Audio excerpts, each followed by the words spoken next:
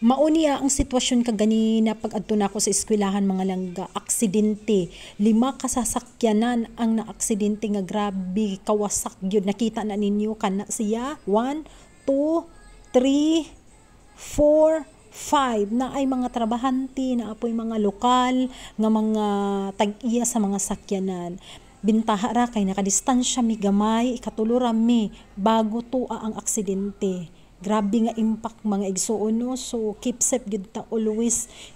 Unta walay na nakalas nga kinabuhi no ug nadala pa sa hospital. Mao nga grabe ka traffic kaganina pag adto namo sa eskwelahan mga palangga.